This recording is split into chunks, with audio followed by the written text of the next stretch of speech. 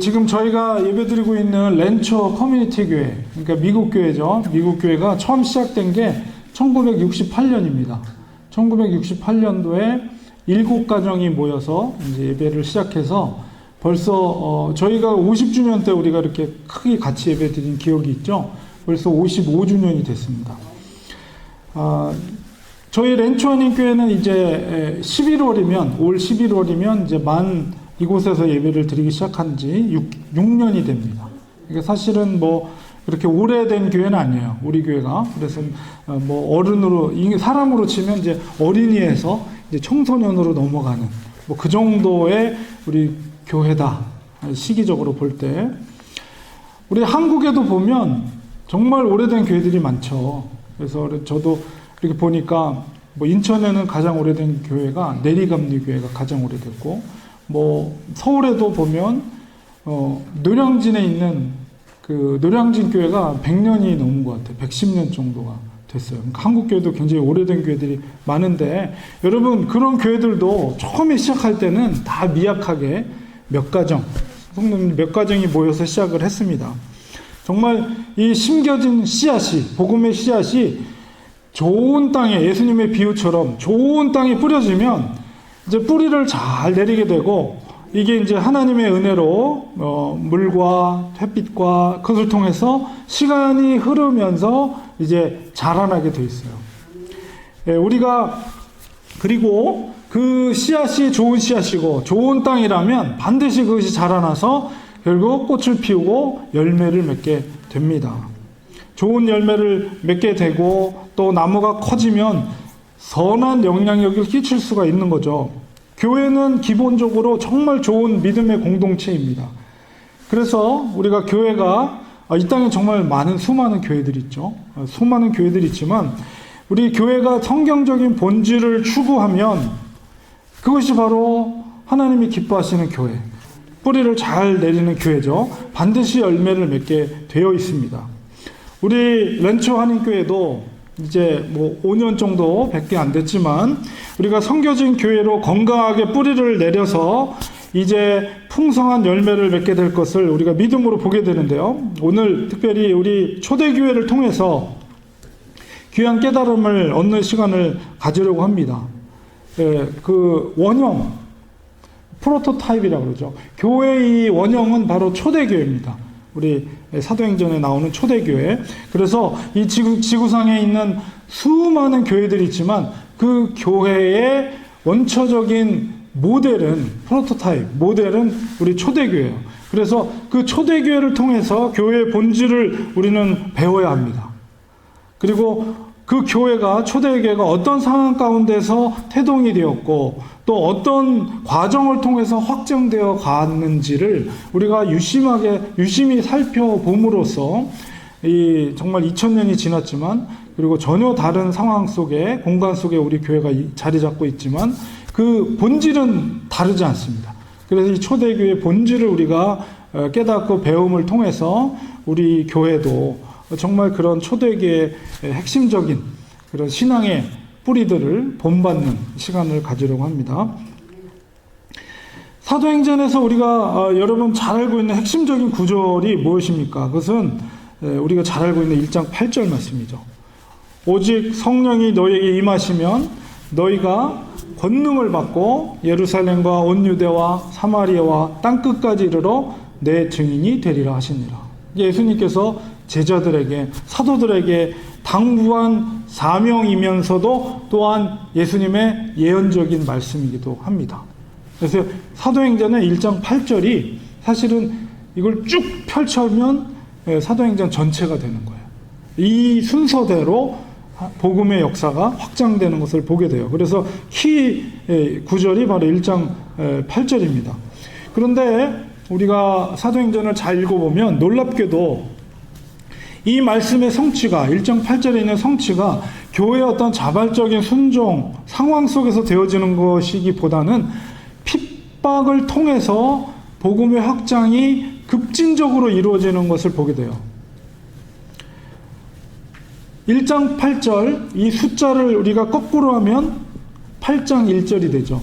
흥미롭게도 오늘 읽었던 본문의 말씀입니다. 1장 8절의 말씀이 놀랍게도 8장 1절을 통해서 이루어지는 것을 보게 돼요.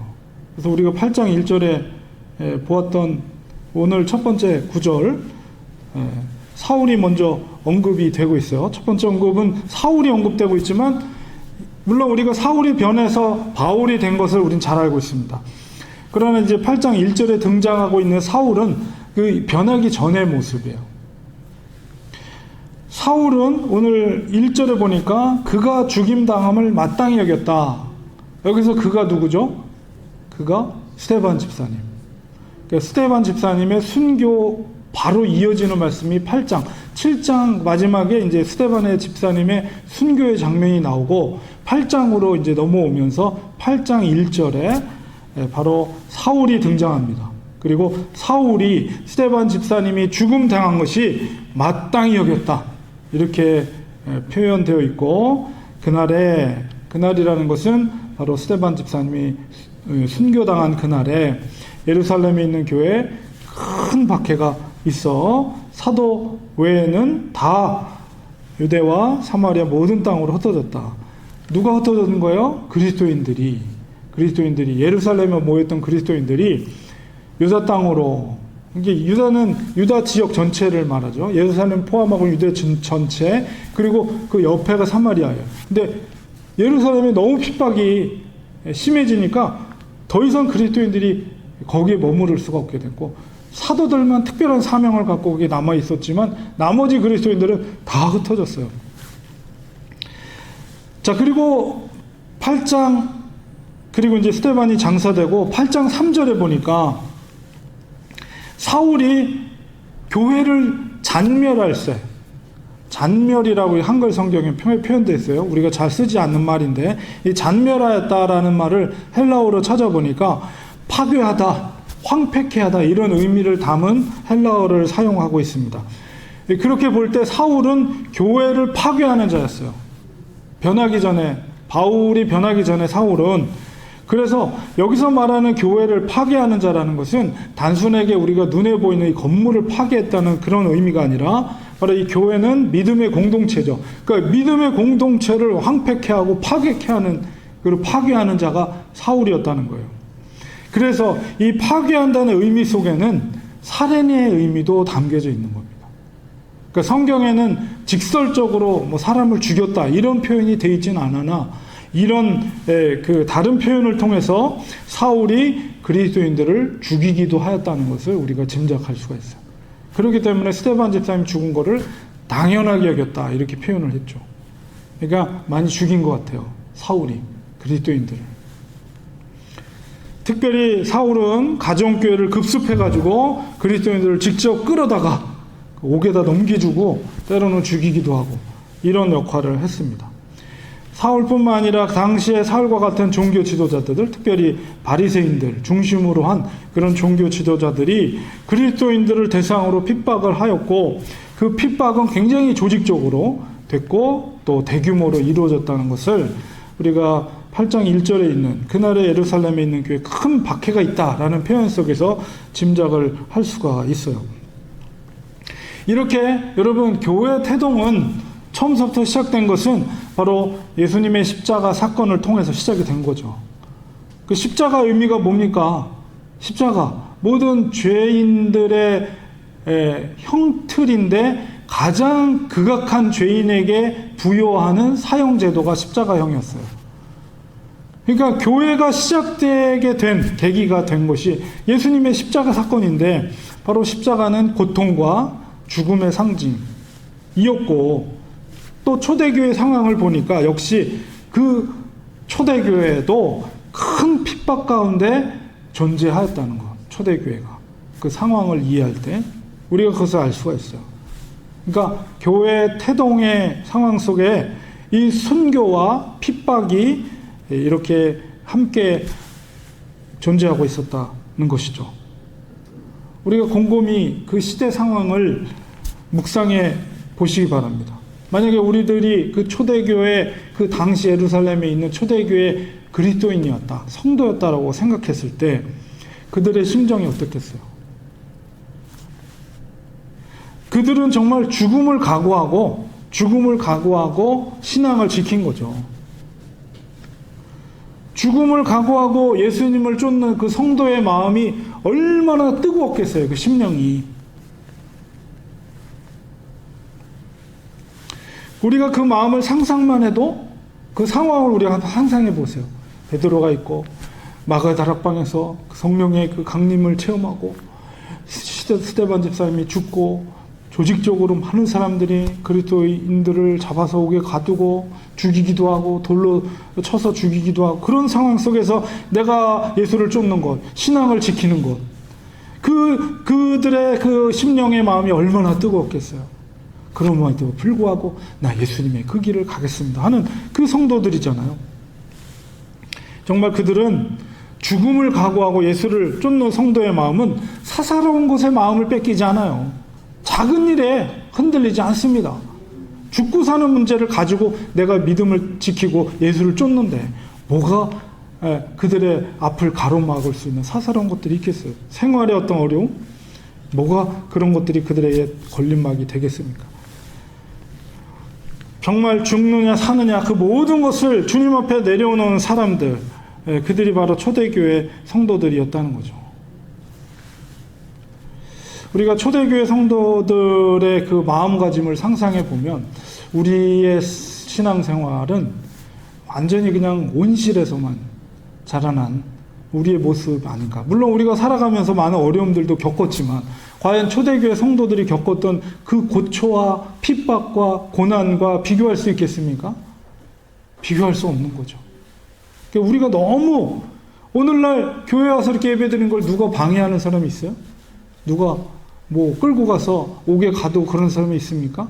물론 지구촌 어느 단대 쪽에서는 여전히 그런 곳들도 있습니다. 그러나 우리가 지금 살고 있는 신앙생활하고 있는 이 곳에서는 어느 누구도 주일날 예배당에 와서 예배드리고 말씀을 듣고 성경을 읽고 찬양을 하고 이거를 가로막고 정말 끌어다가 옥에 가두고 그런 건 경우는 없어요. 정말 우리는 너무 편안한 상황 속에서 신앙생활을 하고 있는 게 아닌가 그런 생각을 가지면서 우리의 신앙의 모습이 그럴수록 연약한 우리의 모습을 고백할 수밖에 없습니다. 자, 그런데 하나님은 이 고난과 핍박을 사용하셨어요. 초대교회 이 성도들은 이 핍박을 통해서 흩어질 수밖에 없었고 이 고난과 핍박을 피신하기 위해서 정말 이 성도들은 흩어지게 되었습니다. 자, 그런데 이 핍박이 꼭 나쁜 것만 아니에요. 우리가 두 가지 점에서 교회의 유익함을 우리가 깨달을 수가 있는데요. 첫 번째는 핍박은 그리스도 공동체, 앞서서 잠깐 언급했지만 이 순결함을 유지하게 했다는 거예요. 핍박이. 이 핍박이 임할 때 누가 진짜 믿음을 갖고 있고 가짜 믿음을 갖고 있는지가 판결이 돼요. 판가름이 나요. 그러니까 예수님께서도 비유를 통해서 뭐라고 그랬습니까? 맑은 날에는 그 집이 모래에 지은 집인지 반석에 지은 집인지 겉으로 보기엔 멀쩡해요. 그러나 정말 풍랑이 일고 비바람이 치기 시작할 때 드디어 그 진가가 드러나는 거죠. 누가 진짜인지. 모래에 지은 집은 그냥 무너져요. 그러나 반석 위에 지은 집은 흔들림 없이 요동하지 않고 아무리 비바람이 쳐도 그 집 안에 있는 사람들은 평안하게 따뜻한 커피 한 잔 마시면서 여유를 누릴 수 있는 바로 핍박과 고난이 환난이 바로 그 공동체의 진짜와 가짜를 판별하게 해주는 그런 역할을 했다는 것입니다. 초대교회는 그런 성도들이 모여있는 공동체였어요. 죽음의 순간에도 타협하지 않고 예수를 위해 순교할 수 있는 성도들이 모여있는 공동체였다는 것입니다. 그렇기 때문에 그들은 흩어져도 예수 그리스도의 강력한 증인으로서의 삶을 살 수 있었던 거예요. 핍박은 가짜 신앙은 걸러지고 순수한 믿음의 사람들이 남도록 하는 역할을 합니다.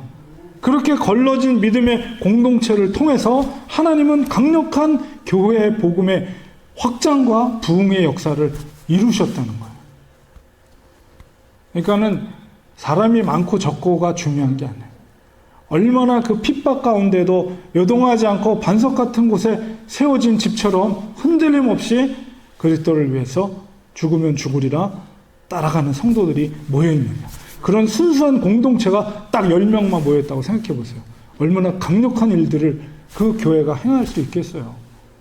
하나님은 그런 교회를 들어서 정말 전 세계에 복음이 확장되는 역할, 예루살렘에서 지금 시작한 복음이 얼마나 급박하게 퍼져나갑니까? 바로 그런 사람들을 통해서 하나님은 일하시는 거예요.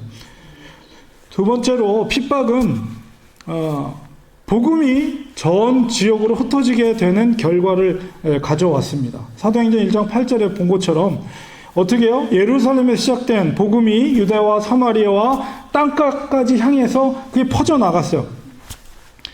이 하나님의 나라는 정말 이런 역설적인 상황 속에서 확장되어 가는 것을 보게 됩니다. 구약의 에스더가 어땠습니까? 죽으면 죽으리라 각오하면서 왕이 부르지도 않았는데 그 왕 앞에 나갔어요. 그럴 때 어떻게 했습니까?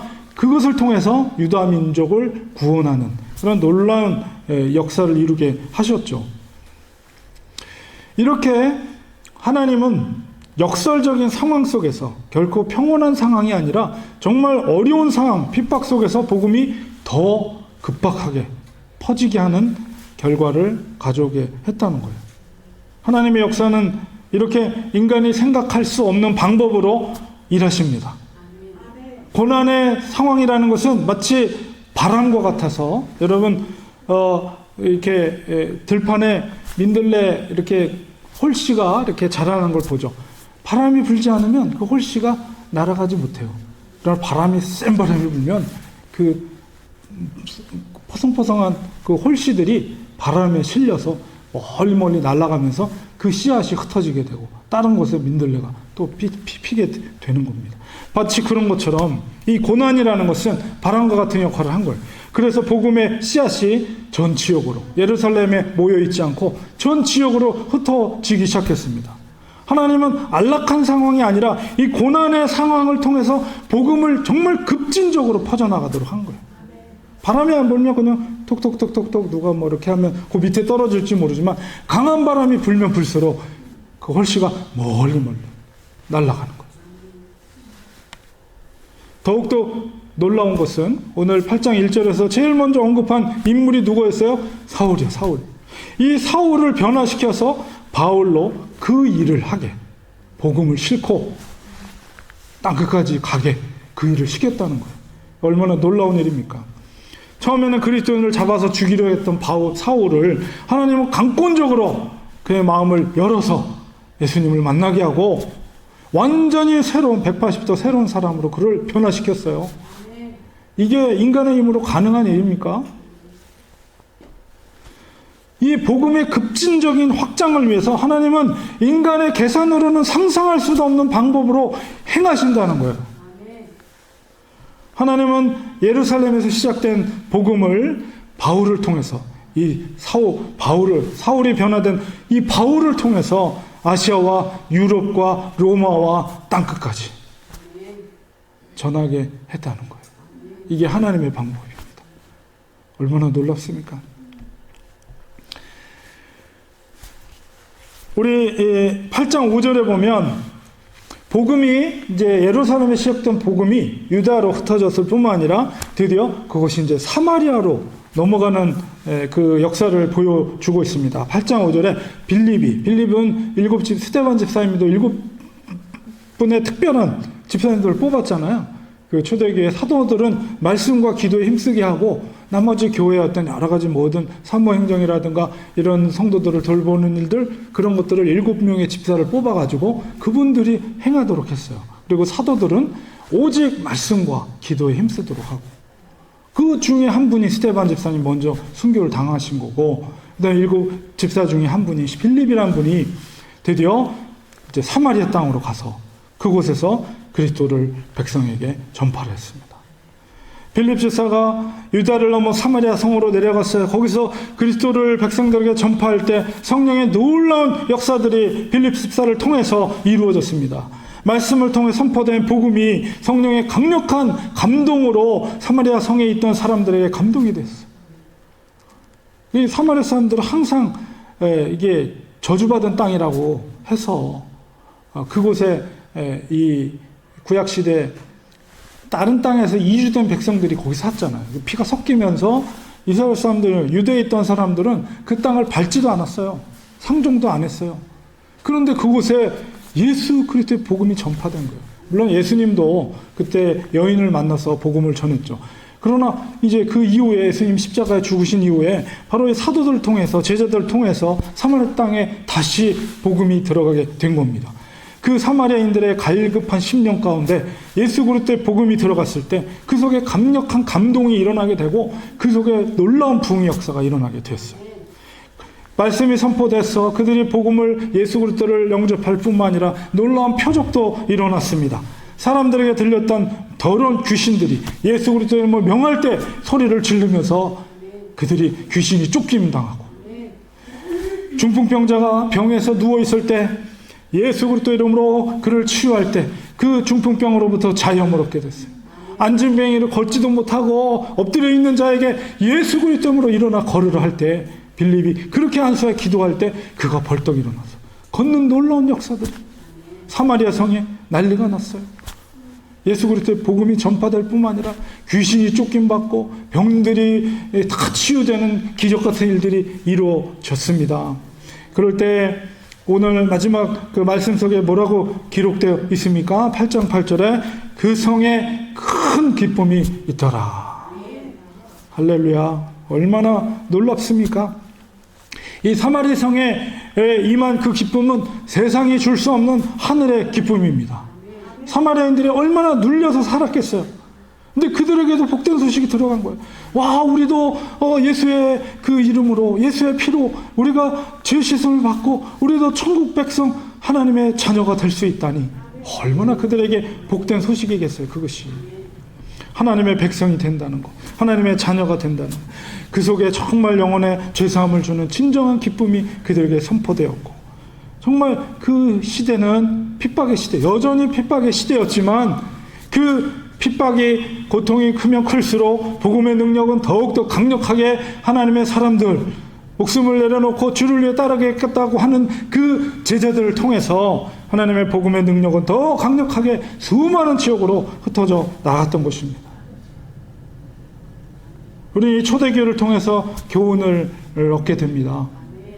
하나님께서는 이 시대 가운데도 우리를 향해 예수 그리스도의 증인이 되기를 원하셔요. 초대교회 성도들처럼 죽음을 각오한 믿음으로 복음을 전할 때 우리 교회의 본질이 회복되는 거예요. 이 땅에 수많은 교회들이 있지만 우리가 추구해야 될 건 초대교회의 그 순수한 영적인 유산들, DNA를 물려받아야 돼. 죽으면 죽으리라. 예수를 위해 고난과 핍박이 있어도 주를 위해 살고자 하는 그 사람들을 위해서, 그 사람들을 통해서 하나님 나라가 얼마나 급박하게 퍼져나갑니까? 그리고 놀라운 이 기적들이 일어납니까? 하나님께서 기뻐하시는 교회는 정말 좋은 밭에 뿌려진 씨앗처럼 시간이 흐르면 흐를수록 그 씨앗이 뿌리를 내려서 그 나무가 자라나고 꽃이 피고 귀한 열매를 맺게 하는 거예요. 30배, 60배, 100배 열매를 맺게 됩니다. 우리는 믿음의 눈으로 이 렌추아님 교회를 봐야 돼요. 지금은 이렇게 작은 그룹이 모여 있지만 우리가 교회의 본질을 추구하면서 초대교회 성도들이 가졌던 영성을 가지고 우리가 최선을 다해서 전도하며 선교사를 돕고 선교에 동참할 때 하나님은 그 공동체를 통해서 민들레 홀씨가 전 세계에 흩어지는 것처럼 이 작은 공동체를 통해서 그런 일들을 행하게 하시는 것입니다. 렌추아님 교회 그런 교회가 되기를 소망합니다. 작은 교회고 태동된 지 오래되지 않았지만 우리가 초대교회 성도들의 신앙을 본받아서 정말 복음의 증인된 삶을 산다면 하나님이 이 렌추아님 교회를 사용하실 것입니다. 우리는 초대교회 영성을 가지기를 축원합니다. 핍박이 와도 반석 위에 세운 집처럼 유동치 않는 믿음을 가지시기를 축원드립니다. 주님께서는 반석 위에 세운 집은 뭐라고 그랬습니까? 말씀을 듣고 행하는 자는 반석 위에 세운 집이라고 하셨습니다. 우리가 말씀을 듣고 우리의 가정에서, 내가 있는 처소에서 그 말씀을 행할 때 바로 그 성도와 교회가 반석 위에 지은 집이에요. 아무리 비바람이 치고 요동이 쳐도 그 안에서 성도들은 커피 한잔 나누면서 미소를 즐기면서 대화하면서 기뻐할 수 있는 거예요. 얼마나 기쁩니까? 생각만 해도. 지금은 우리가 이렇게 안전한 평화로운 상황 속에서 우리가 신앙생활을 하고 있지만 어느 순간에 이곳이 핍박의 상황으로 바뀐다고 해도 우리는 변질되지 않고 예수 그리스도를 따르는 삶을 살아야 됩니다. 그게 뭐냐면 바로 순교자적인 삶을 사는 거예요. 우리가 이 상황에서 순교자가 나오는 건 아니죠. 그러나 우리가 순교자적인 신앙을 가지고 어떤 상황 가운데 있을지라도 순교자의 마음을 가지고 믿음 생활을 해나갈 때 동일한 거예요. 순교자와 같은. 핍박은 성도를 더욱더 영적으로 연단합니다. 여러분, 불에 달궈지고 망치로, 쇠망치로 그 철을 두들겨요. 왜 그렇습니까? 그 철이 강해지는 거예요. 더 좋은 칼로 쓰임 받는 거예요. 두들겨지고 불에 달궈질수록. 그리스도인들에게도 핍박은 믿음을 더욱더 강하게 만드는 도구가 되는 것입니다. 만약 여러분 현재 고난 가운데 있는 성도들이 있다면 믿음의 눈으로 연단하시는 하나님의 그 사랑의 손길을 바라보시기 바랍니다. 하나님은 그 연단을 통해서 여러분을 정금같이 나오게 하실 것입니다. 그렇게 준비된 자들을 하나님은 사용하십니다. 무르고 아무것도 힘도 낼 수 없는 그런 무른 철이 아니라 강한 강철을 하나님의 연단에서 사용하시는 거예요. 우리가 주님의 사역에 쓰임받기를 사모한다면 연단의 시간을 우리는 믿음으로 견디어내야 합니다. 하나님께 우리가 선한 것을 구할 때 하나님 반드시 응답해 주실 것입니다. 성령님께서 충만한 은혜를 우리에게 부어주실 것입니다. 이제 렌초아님 교회가 이제 11월이면 창립된 지 만 6년이 됩니다. 우리 교회가 시작되고 나서 매주 토요일마다 우리 전도를 했어요. 지금은 제가 이제 저기에서 사이프에서 하고 있지만은 우리 여기 있을 때는 우리 채집사님이랑 항상 저 서울마켓 앞에서 토요일마다 전도하고, 여러분도 아실 겁니다. 우리가 앞으로도 이 전도하는 일은 계속될 것입니다. 매주 토요일마다 제가 이렇게 전도를 나가는 것은 교회의 본질을 추구하기 때문에 그래요. 교회는 본질적으로 전도하는 교회입니다. 복음을 전하는 교회예요. 저는 그거를 놓치지 않기 위해서 제 스스로가 나가서 전하고 있습니다. 예수의 증인으로서의 삶을 사는 것, 그것이 그리스도인의 사명입니다. 또한 세계 선교, 이거는 반드시 교회가 행해야 돼요. 왜냐하면 너가 땅끝까지 내 증인이 되라. 그리고 마태복음 28장 20절에 뭐라 그랬습니까? 모든 민족으로 내가 가르친 것을 지키게 하고 아버지와 아들과 성령의 이름으로 세례를 주고 바로 제자가 되게 하라. 이게 교회의 사명이고 사도들을 향한 대의 명령이에요. 그렇기 때문에 이 땅에 남겨진 교회의 사명은 세계 선교입니다. 세계 선교를 위해서 우리가 힘을 집중해서 선교사들을 돕는 사역을 우리는 계속해서 확대해 나갈 것입니다. 우리 교회는 작지만은 우리 이승욱 선교사님, 전재호 선교사님, 파키스탄의 희나자매, 우리 태국의 전천수 선교사님, 그분들에게 기도로, 때로는 물질로 영적으로 그들을 지원 사격하고 있어요. 끊임없이 우리는 하고 있고요. 앞으로도 계속해서 확장해 나갈 것입니다. 선교적인 사명은 우리 교회의 분명한 사명입니다. 우리 작은 일에 충성할 때 하나님께서 더 큰 일을 우리 렌초아님 교회에 맡겨 주실 것입니다. 저는 믿음의 눈으로 그것을 바라봅니다. 이 부족한 목회자의 목회 철학을 우리 성도님들 존중해 주시고 뜻을 함께 해 주시는 여러 성도님들께 얼마나 감사한지 모르겠어요. 우리 교회는 선교하는 교회, 복음을 전하는 교회로 계속 집중해 나갈 것입니다.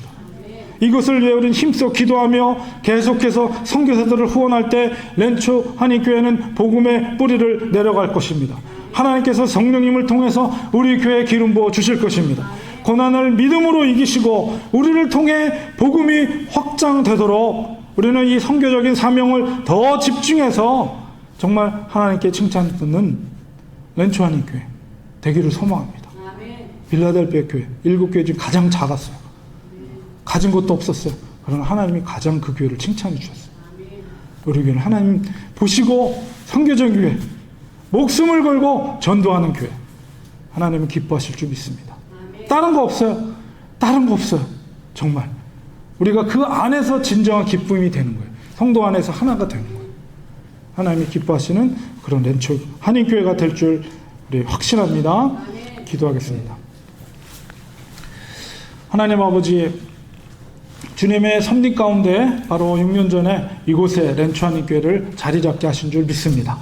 비록 작지만은 이제까지 우리가 정말 하나님의 선교적인 사명, 또 전도하는 사명, 우리가 계속 감당하고 있습니다. 우리가 앞으로도 더 이곳에 집중하여서 우리 교회가 정말 하나님 기뻐하시는 예수 그리스도의 증인된 삶을 살아가는, 그리고 선교사들을 후원해서 정말 마지막 때 주님의 재림을 준비하는 교회, 세계 선교를 위해 꿈꾸고 비전을 갖고 우리가 그곳에 집중하는 교회 되기 원합니다. 하나님 우리 교회를 사용하여 주시옵소서. 우리 성도님들이 정말 초대교회 가졌던 성도들의 DNA를 물려받아서 정말 죽으면 죽으리라 주님을 위해서 정말 복음을 전하는 민들레 홀씨같이 세계 땅끝까지 이르러 복음을 전할 수 있는 우리 성도들 되게 하시고 우리 렌초 한인교회가 될 수 있도록 축복하여 주시옵소서.